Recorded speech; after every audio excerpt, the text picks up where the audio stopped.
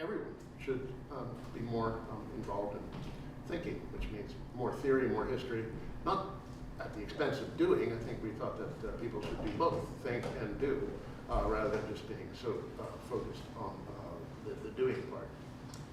And that's what we try to do with political education, give us some historical and theoretical context for the work we do in DSA. And also we hope to build social ties, make this more of a sociable organization. As my late friend Bob Fitch used to say, socialism should be social, and we'd like to do our part in promoting that. So tonight we're going to hear the first two sessions in this series were about economics, and we shouldn't dismiss, separate or isolate economics from politics too much, but we do look at them somewhat separately, emphasize different things. Tonight, excuse me, Isaac Kirk-Davidoff will talk to us about the state and politics. And I asked him for a little précis of what he's going to say so I could do the introduction properly. And he sent these lyrics in the Gang of Four song, Why Theory. We've all got opinions. Where do they come from? Each day seems like a natural fact, and what we think changes how we act. And so I think Isaac's going to address the issue of the state in that spirit without the slashing guitars.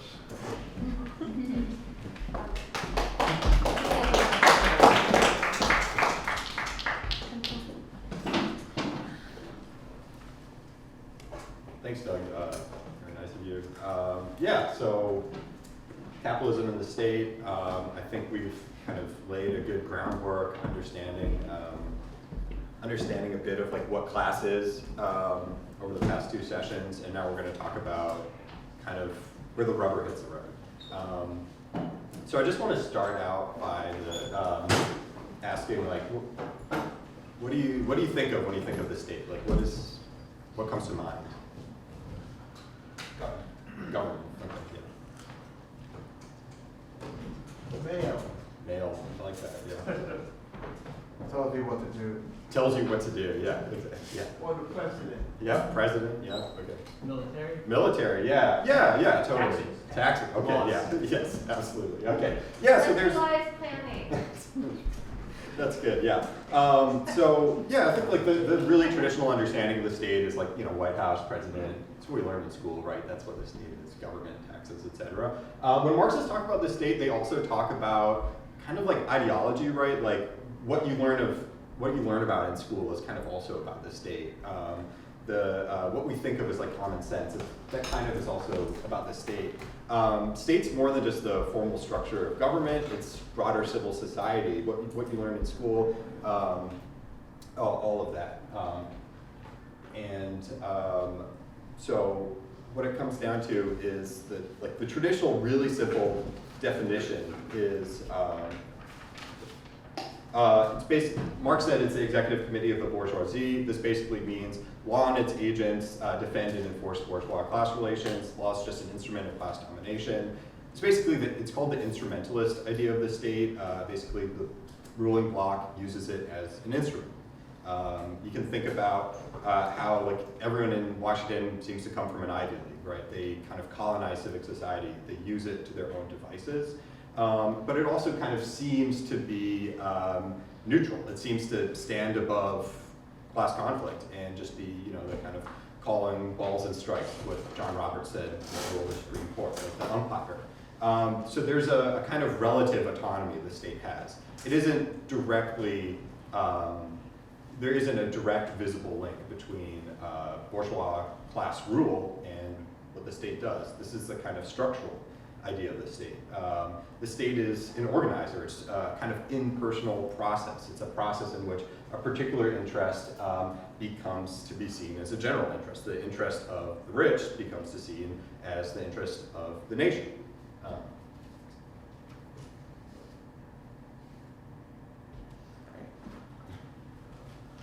Yeah. So what are class relations? That's kind of what we're talking about over the past two sessions. Where do people stand in society? Where do people stand in society? Yeah, basically, it's a mode of living, right? We're thinking about how meaning is made how experience is organized, how we see like our wage as like a fair day's wage for a fair day's work. So Stuart Hall, we read today, hopefully some of you read today, he was kind of thinking about, responding to something called the crisis in Marxism. He felt that there's this kind of rigidity. There's following a kind of famous French guy whose birthday was recently, Louis Althusser, basically comes down to, for a while, he thought that we viewed things as very determined, that things could be boiled down to a single cause. And this kind of turn that he's saying is kind of thinking about, okay, but there's all these situations where we can't boil things down to a single cause. You can't just pick up the state and put it down. You can think about how Paul was born in still colonial British Jamaica, when it was still a British colony, and they declared independence, but colonial relations still happened, right? There was still, just changing government doesn't kind of change everything else. It doesn't change all of class relations. There's these impersonal structural things at play. There's a deep historical logic.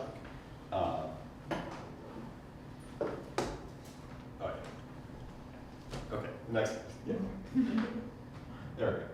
Yeah. So he has this, develops this method to understand this kind of everything that's going on underneath the surface, right? Marxism is all about how things aren't how they appear to be. His method, he called it conjunctural analysis. Basically, it's analyzing how hegemony works. Hegemony is how this particular interest becomes seen as common sense. Things aren't as they appear. Paul writes that the simple facts of common sense require the invocation of whole territories of knowledge in order to produce it as a simple, obvious visual fact. What seems obvious and straightforward is actually very complex underneath. The things we take for as granted, there's these big battles of class struggle, dynamics of gender, race, class, all boiling on underneath. Power is not, hegemony is a process, not just a power structure. We need a method to understand the complexity behind it. Power is not just the structure of government, it's also the social political relationships behind the maintenance of the structure. Paul called this Marxism without guarantees. Change can't be reduced to just one reason. Beneath the appearance, there's this swirling mix, this conjunction. The task of Marxists then becomes conjunctural analysis. To develop this whole analysis of the conjuncture and figure out how to intervene. So this is something that I tried to do in my own work. This is really what I think about, like when Doug is talking about theory and what's so important about this. These are tools that we can use to analyze what's going on, and if we don't really have a good understanding of what's going on, if we can't predict outcomes, right? If we don't understand the kind of forces at play, we can make mistakes. We can, and Stuart Hall is talking a time in the 70s when there were massive revolutions happening, civil wars, right? Coups. Very much was like stricken by the coup in Chile, where in a way, right, they made some assumptions about how things would play out, and they were wrong in their assumptions, and a coup happened, and this terrible, the working class just lost, was creamed, and it really was thinking about how do we find a way out. So that brings us to what we read. Okay. Next one, yeah. Okay. Yeah, Marxism without guarantees. Here, okay, law and order, right? So he's describing this moment of crisis and hegemony, where the kind of, welfare state in Britain's kind of breaking down. This is in the 70s, right? There's all this turmoil. There's big protests against the war in Vietnam. There's these waves of wildcat strikes. This is all over the global north. It's honestly, a global period of struggle. And it's really important to emphasize how globally he's thinking. He's very much influenced by anti-colonial movements when he's writing this. So there's this, he sees this point in time when the state was structurally, right, this is, as a whole, on a collision path with the labor movement and the working class. It was inevitable that capitalism would try and strike back. So he talks about this moment in what we read, the 1970 election. There's this guy, Ted Heath, who won this kind of Nixon-esque law and order campaign. He's kind of like a pathetic figure. He's not very memorable. He's not, he doesn't create these kind of, like, when we think of like kind of the right-wing reaction in the 70s and 80s, like Reagan, Thatcher, we don't really think of this guy. His point is, it's not really necessarily about how successful this electoral campaign was, but that it kind of started this wave of reaction, and it signaled the start of this deeper shift. It's a law and order rhetoric was a strategy developed by the right for an election and a deeper shift in the state. It was an electoral strategy, but the scope of its focus kind of changed after conservatives won the election. He calls it a crab-like walk, little shifting back and forth. Conservatives successfully moved towards a hostile relationship with the working class as state organized itself to strike back. Even though the public rhetoric changed in intensity, the strategy morphed and didn't wane. He writes that popular moral pressure from below and the thrust of restraint from control from above happen together. He writes that the tempo of reaction does not slacken, it quickens. These are moments of big protests. There's this is the Notting Hill Carnival riots. This is actually where the Clash got their name from. All the newspapers would always say Clash at the carnival. That's what they named themselves, the Clash. But here, police, kind of try and track down on this big, popular Afro-Caribbean festival, kind of like the West Indian Day Parade here. And there's also these like far-right movements at the time. A kind of Trump-like figure called Enoch Powell, who's fighting this very strongly anti-immigrant thing. So there's this moral pressure from below, very like these kind of grassroots racist movements, and also thrust and constraint and control from above. The police are beating up strikers. They're performing these very invasive, they perform virginity tests in the airport for these very strong anti-immigration campaigns.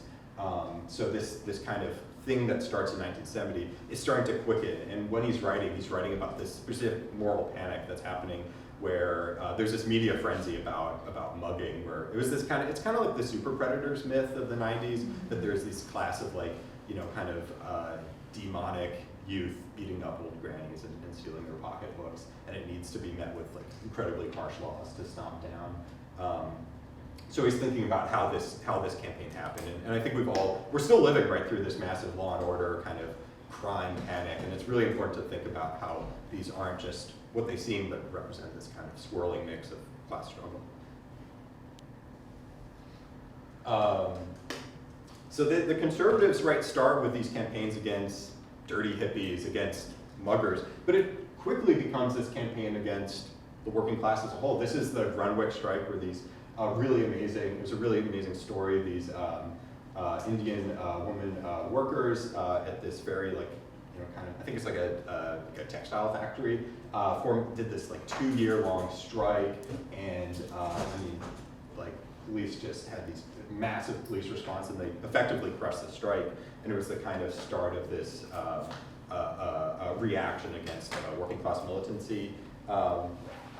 The first focus is targeting dangerous groups. And this tones up, and he writes, it tones up and groomed the society for the excessive exercise of the oppressive side of state power. You can think about how we can elect, someone like Joe Biden, right?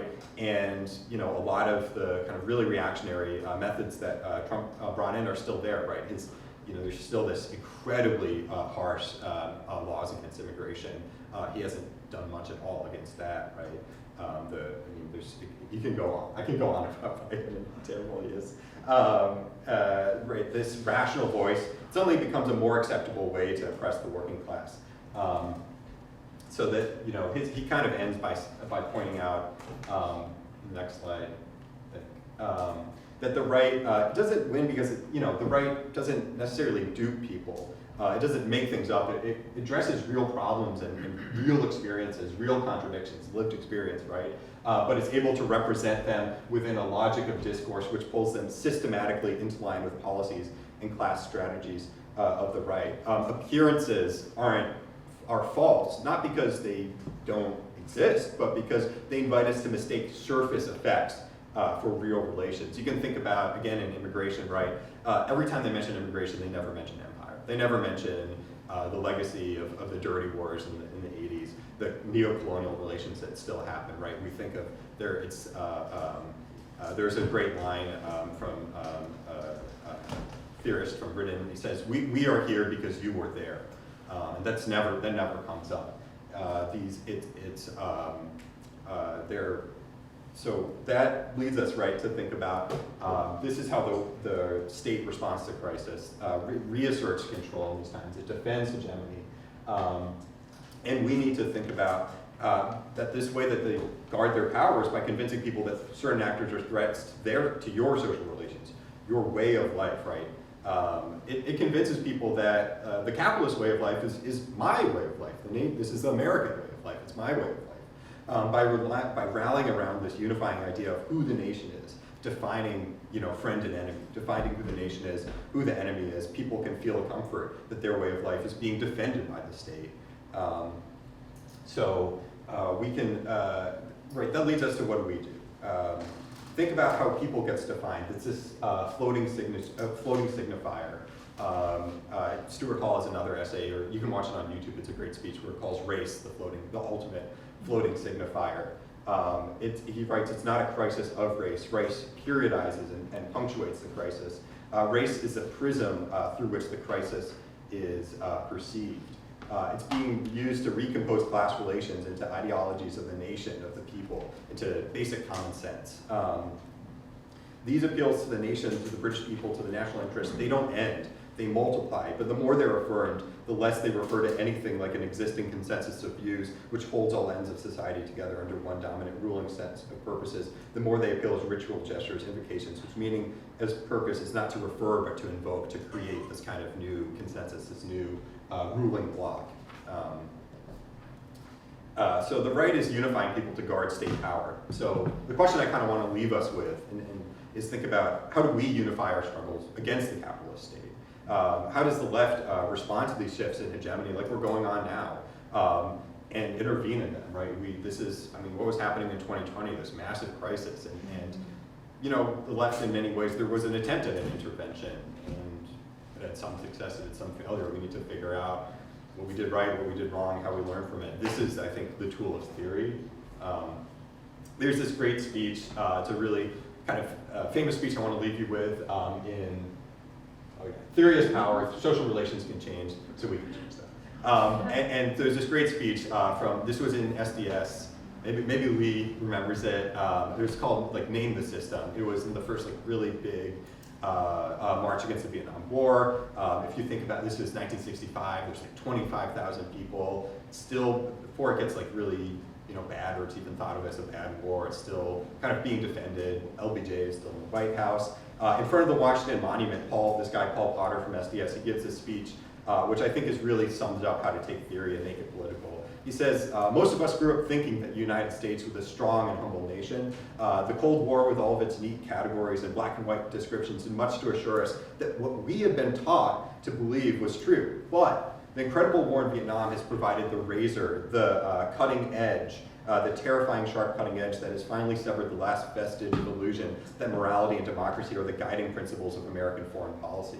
So most speeches like this kind of ask, some call to action, call your senators. But Potter, he did something different. He asked this question.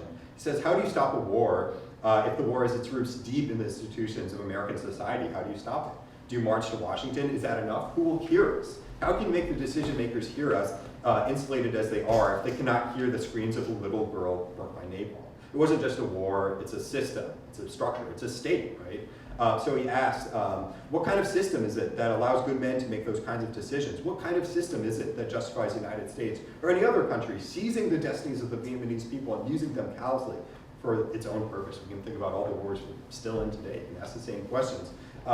He says we must name the system, we must name it, describe it, analyze it, understand it, and change it. For it is only when that system is changed and brought under control that there can be any hope for stopping the forces that create a war in Vietnam today, or murder in the South tomorrow, or all the incalculable, innumerable, more subtle atrocities that are worked on people all over all the time, right? That is our role as socialists. We have to be the ones who are naming the system, describing the system, and explaining it, right, to our neighbors, to our coworkers, yada, yada. Right? Theory has this power. This text was all about how the right is using it to change social relations. But if social relations can change, if they're flexible, these aren't these like kind of iron-bound natural things that we're born into, right? That means we can change them. Right, we live in a society. We need to analyze it. We have some tools. That's what this class is about, right? We have some tools that we're trying to give to you. We have some tools in this room right now, and we need to figure out how to get out. That's what I want to, that is like the task, I think, of socialists and Marxists, right? Is analyze society, name the system, figure out how to get out using the tools we have. There's no reason to study any of this if you can't use these tools to name the system.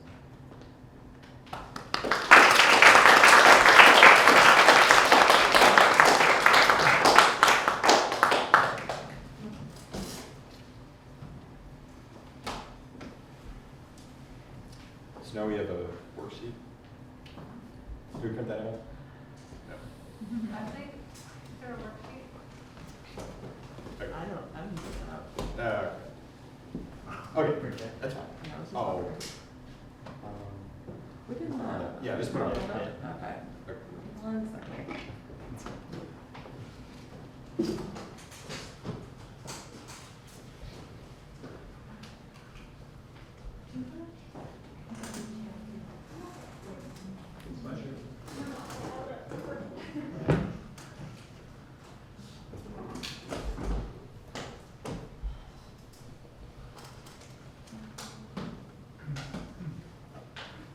Isaac.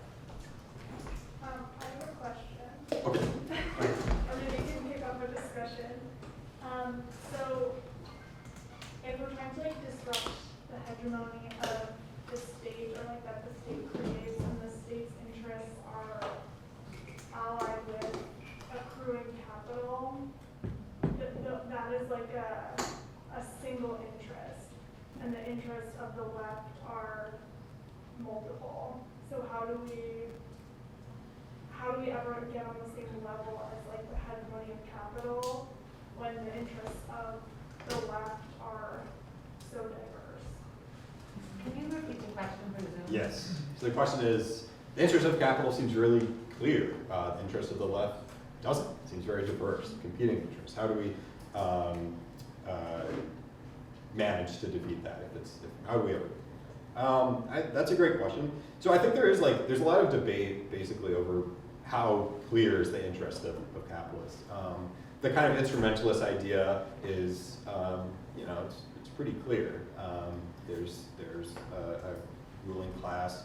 We can see who they are. They're personal people. We can find them out, right? And then there's a structuralist idea. It's also called the relational theory of the state, which basically says there's competing interests. It's kind of fluid, and I think the answer is in both, right? It's one of those things where it's a big theoretical debate, and you can kind of pick some bits from both. So there are there are different blocks within the bourgeoisie, right? In the U.S., right? I think Trump's power base is a kind of different block than Biden's power base. So there are differences, and I think it's important to think about how you can kind of identify those, maybe maneuver around those, but I think at the same time, that ultimate unity of capital is a real thing, and you can go too far in seeing these kind of these are the kind of excesses of the Popular Front. The leader of the Communist Party of the USA in the 40s during the kind of heyday of the Popular Front said, well, if J.P. Morgan was on my side, I can shake his hand, and that was kind of the letter saying was dismissed. It was a little too far, right? You still need, I think, to have this oppositional view, and I think that's really what it comes down to is understanding what the state is and understanding some kind of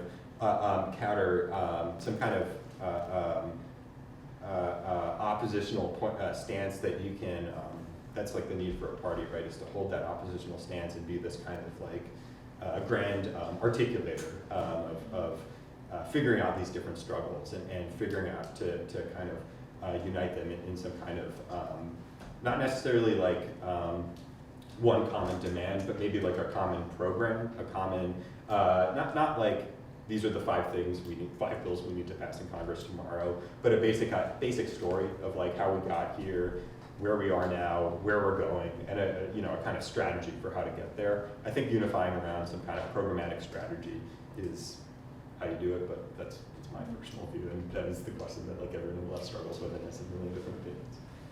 Can I ask you a question? Yeah. You talked about like conjunctural analysis. Can you explain what you mean by that? Yeah, conjunctural analysis, again, it's this method for understanding where we are now, the present conjuncture. It's a fancy word for saying now. And there's all these, things can't be reduced to one reason, is that basic idea. You can't boil it down to, the butterfly flapped its wings in Hawaii. There's a multitude of reasons. There's a famous essay that talks about over-determination that a lot of people were reading at the time. The idea that things happen not because of one thing controls it, but actually there's this tons of things. You can think of like a bunch of snow on a rooftop, that suddenly falls down. You can't really boil it down to just one snowflake that caused that. So we're in these kind of big chaotic systems, and we need a method that allows us to analyze it in all of its complexity, but not just kind of faff off of like, oh, it's so complex, but actually can like be used to real like practical means. And Stuart Hall, this book, Policing the Crisis, was part of. He wrote it with other people, in his. It was like a collective effort, and part of the work was like writing pamphlets that were kind of debunking these, I think, very racist investigations of teenagers, black teenagers at the time, like writing these pamphlets saying like this is why police are full of crap, and so it was very much like a public intellectual. He appeared on TV a lot, so it was really thinking about how to both like not dumb things down, but be able to use this theory of analyzing these very complex moments and bring it into real left movements. Great. There's another question here. Yeah. Oh, I just wanted to know what you think and what everybody thinks, whether the idea of a state is useful, because it seems to me that it's a little confusing because there's like local government and the national government, there's like the military and the prisons, that's the state, but unemployment is the state, and welfare is the state. There's lots of, and I've always understood Stuart Hall specifically, the idea of hegemony is sort of trying to break out of the idea, we don't live in a totalitarian society formally. It's not the state versus the people, like be really clear in a dictatorship. It's a much more system with much more layers to kind of where that you can struggle over. So I just wonder how people, where the problem of the state appears for people in this room, and what you think about that. Yeah, it's a good question. Lee? Yeah, so, I think one of the issues is that people in the working class and people in the ruling class can hold conflicting ideas. And that's a lack of class consciousness, and there can be a lack of class consciousness on the part of the ruling class and on the part of the working class. And that in the course of the struggle, those ideas clash and become clearer. So our I see it that our task in the course of the struggle that we wage every day around everything is to point out those conflicting ideas and try to get everybody on the same page. That's the conscious goal of the class struggle. Not just to win, whatever we're trying to win. and the ruling class is in the same position, but they all actually have different interests, Yeah. and whereas we more have the same interests. Yeah. And I would say if you like, I mean, you definitely need to view this as not just like, well, you know, the rich people control this, and then, you know, like, I mean, they kind of put the money into the court or pull the crank, and then the law comes out. But, you know, and it's important to see these kind of like competing things. And I mean, talk about today right now, I mean, this is in the 70s. Now we have the whole nonprofit industrial complex, which is like, that's tough. I mean, that's so kind of part of the state. I mean, really complicated. But, you know, at the same time, if you don't think about the state, you're not thinking about the way out. You're not thinking about transition, right? You're not thinking about smashing the state. You're not thinking about, you know, the socialist state. That is really important, that idea. And I think if you just think there's you know, if there's no state, right, there's no post-state, no post-capitalism, I think. So it's important to think about, I think important to think about the way in which, you know, I mean, just the way in which like the social contract is written and ruled, and how we can smash the social contract, right? I do think that's still important, yes.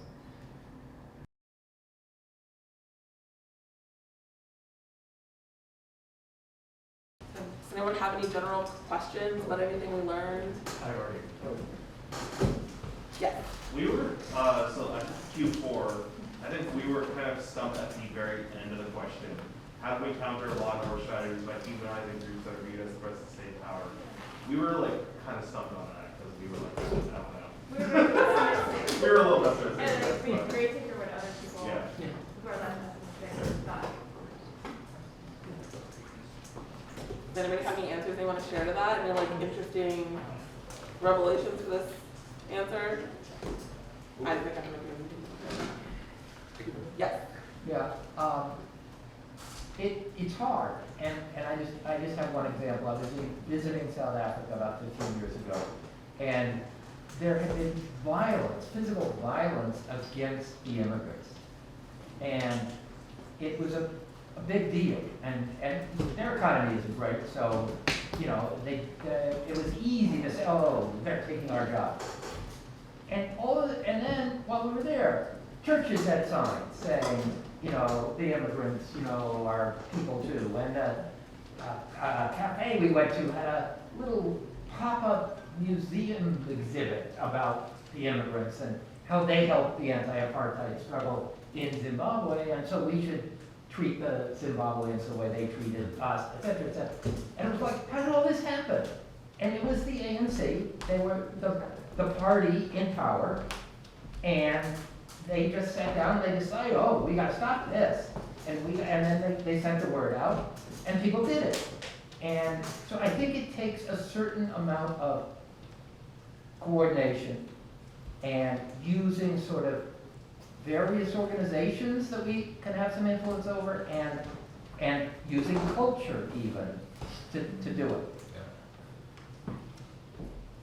Yes. Oh, if I can just go off that a little bit, we were talking a little bit about how like mass media could subtly humanize or dehumanize certain groups of people.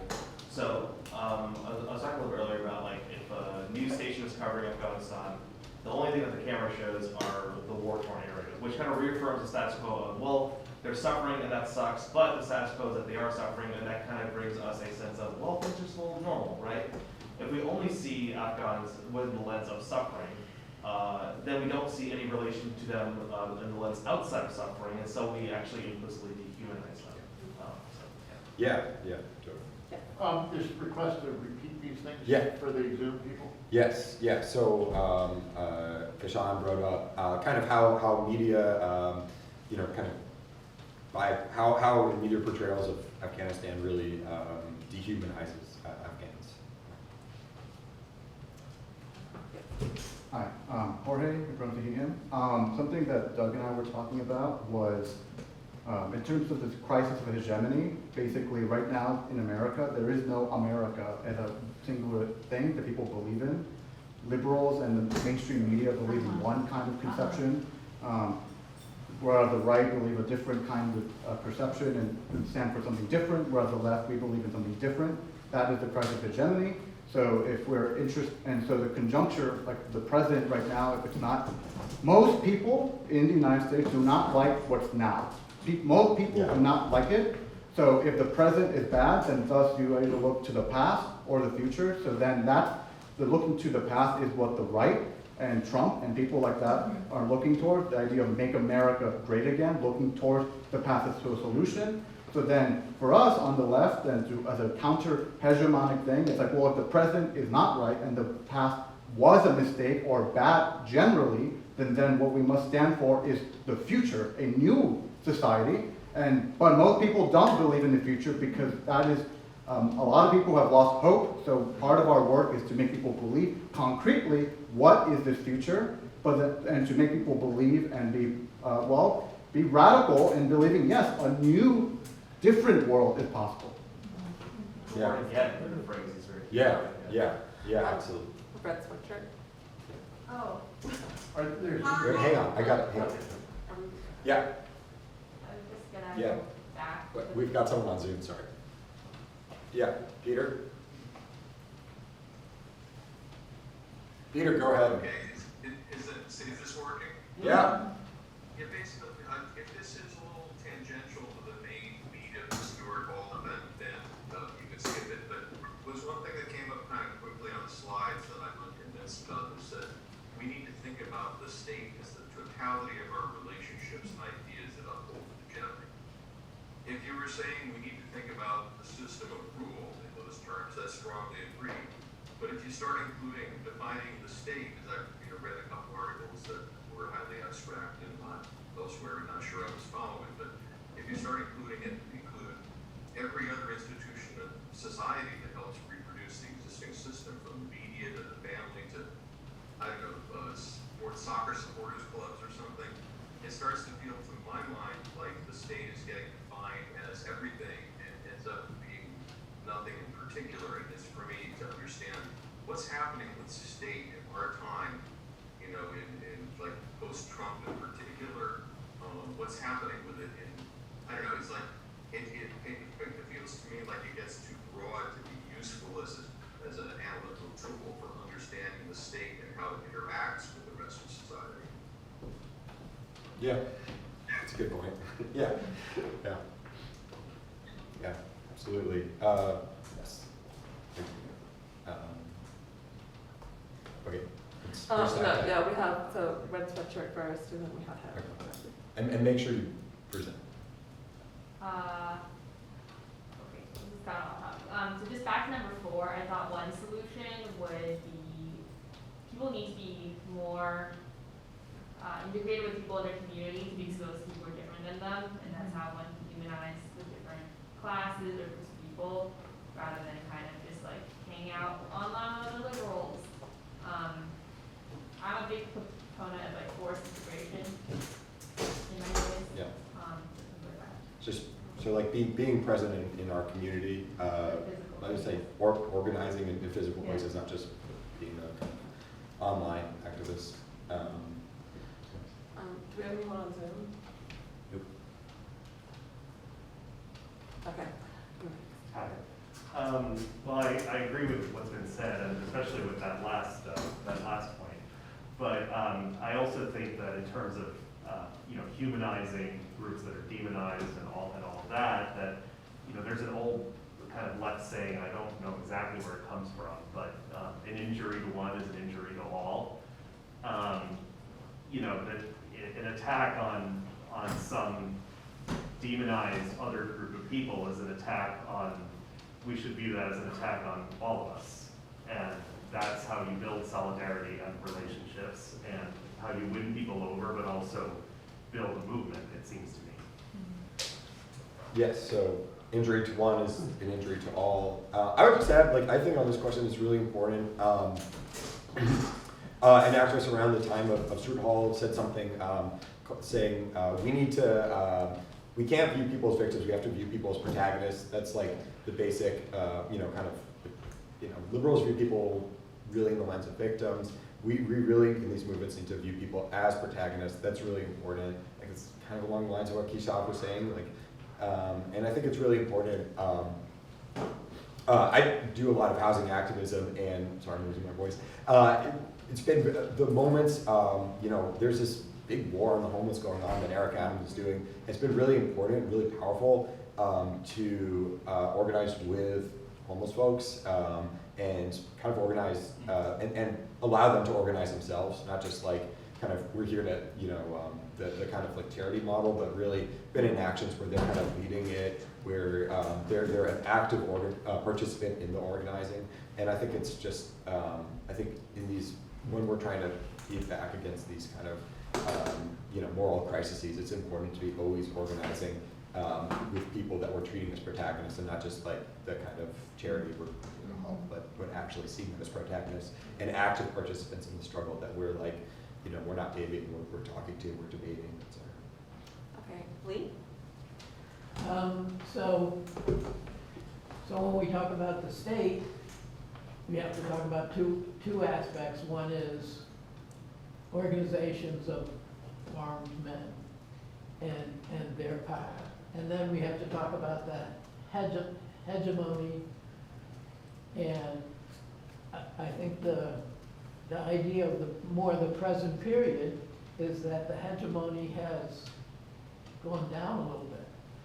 And they've got the organized groups of people with guns are coming to the fore. So whereas we have to grasp what's being talked about here and understand that that's what's going on and be able to help people, you know, clear away to see what's going on, we also have to talk about the guys with the guns more than we ever have before. And yeah, Lee's bringing up the guys with guns. In anti-fascist circles, we call this like the three-way fight. Like it's not just you know, us versus them. There's like us, the left. There's the right. There's the state. They're kind of all in this like triangular battle. And there's, is that what you're talking about? There's those guys with guns. Their interests aren't like, you know, in many ways are also very insurrectionary, right? Sorry, Do we have anyone on Zoom? Nope. Okay. Start with you. I'm Ben again, and I wanted to go back to the fourth question because I really do think that's a real stumper and kind of, you know, gets to where the rubber meets the road for a lot of this stuff. And I guess what I think is useful about theory is I guess what I think it's trying to get away from is the idea that there are just these ruling class just imposes bad ideas on people, and the idea that they can't just do that. They have to work with people's lived experiences. And so some of these bad populist ideas, they're not just bad ideas being imposed from above. They sound right to people because like they respond to the conditions of people's life. Even things that I genuinely think are bad ideas, like racist ideas, anti-immigrant ideas, it's like society feels, because it's set up to feel, very dog eat dog, and like there's not enough to go around.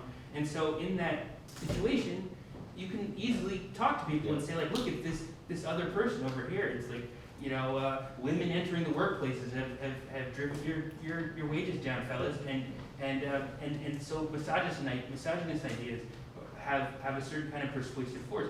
And so I think that we need to understand that, because I think the way not to do it is to just browbeat and lecture people. I mean, it depends on the person. If the hardcore racist, that's one thing. But I mean, like, I think the liberal strategy of just telling people, saying like, we're right and those are wrong, that is a loser. And so I don't think it's easy, but you have to redirect the conversation, be like, there is enough to go around. We need to fight for that idea as a theoretical framework.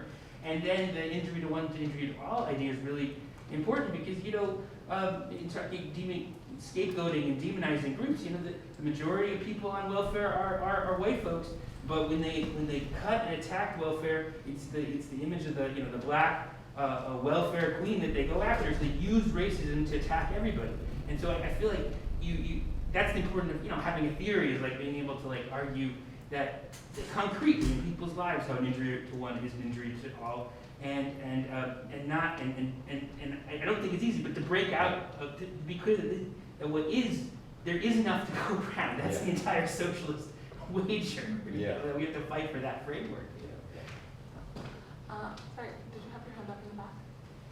Me? Yeah. No. Oh, okay. I don't know.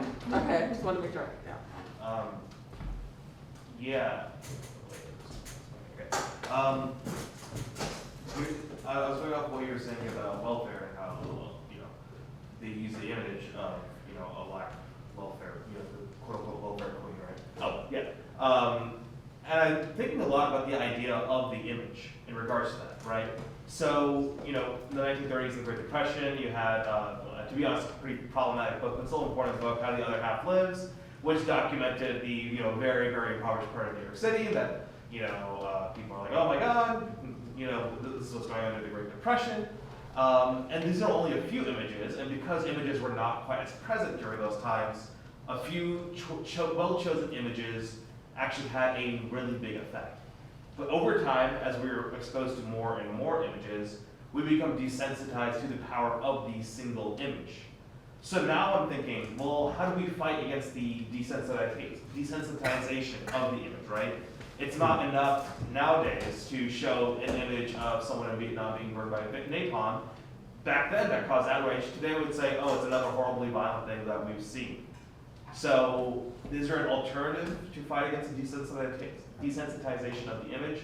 Or is there another way we can portray the image against that? I don't know. Yeah, I remember hearing some kind of article about how linking the rise of torture porn movies in the 2000s to Abu Ghraib images. I read that actually. Yeah. I don't know. One thing I want to mention in terms of cultural is the Rock Against Racism movement, where there's a kind of, this was the time when David Bowie was saying I like Hitler and that kind of shit. There's a lot of really ambient racism in culture, and there's a really active movement by musicians, artists, hardcore communists, and black nationalists to create these to intervene in culture and really stand up to the fascist and absolute awful racism in British society. And I think it was really successful culturally, and I think there's a lot to learn from in terms of intervening in culture. One of the things that Stuart Hall wrote about later was all about how we literally view things. He has this idea that there's the way, you don't just view things as you see the news and you're I believe everything this guy's saying, but there's also oppositional viewing where people can kind of, people view images, but it's not always, it's not as simple as I see the image and that is broadcasted into my brain, but I'm encountering this with some kind of ideology. So it's a way to counter view media and reshape how we're thinking of in your example, right, the awful media Homeland or whatever that's really kind of demonizing folks. So we are at time. Do we want to take a little bit more time, or do we want to call it? We've got more things to talk about. Are there any more comments? Maybe we can take a few more and then close. I think we just have a couple more minutes. Okay. Yeah. Okay. Well, I got one. So maybe close us out. Oh, well, Jorge already. Oh, Jorge. said Yeah. that, Okay. but- Jorge and Okay, sure. Okay. So, in terms of ways we could counter, we could change the way in terms of as a countermeasure in terms of how people are all divided. I think a lot of the comments people have made in terms of culture, in terms of the media, in terms of humanizing is important. But frankly, I think the most important thing is organization. People should it's not about there's respectfully. I'll push back on the idea there's enough to go around. It's not that. It's that people always on the left talk about how, well, we should try to have a society where workers run society. Well, workers already do run society. It's just that they don't recognize it as such, right? And so people need to be into organizations that only workers organize together as workers. People identify as different race in terms of genders, in terms of all this, but people don't recognize the most fundamental element of how they are in society, which is that they are workers and they work for someone else. And rather people should be in an organization to move towards that, no, well, I already know how to do things, So move it to a society where workers work for themselves.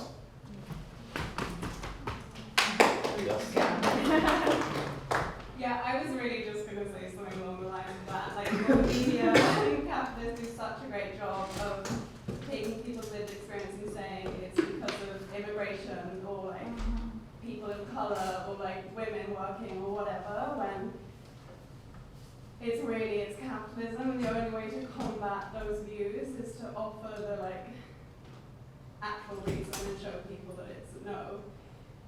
The reason the welfare state is like disintegrating and you can't get paid properly is because of the capitalists and all these reasons. Ernest, You done? So, And so do we want to close out with announcements? I think there's too many, I mean, right, did you want to say one last thing? Oh, I guess I have a question. I think we identified in our, but, I mean, you don't have to, but, how do you defeat this, like, we can pause the formula, how do you defeat this, the right selling this aspirationalist image of like, if you're a tenant, you can be a homeowner one day. If you're a worker, you should be an entrepreneur one day. If you're poor now, you can be rich. And like, kind of, it's hard to create that like working class identity if everyone's inspiring to not be working class, you know? So.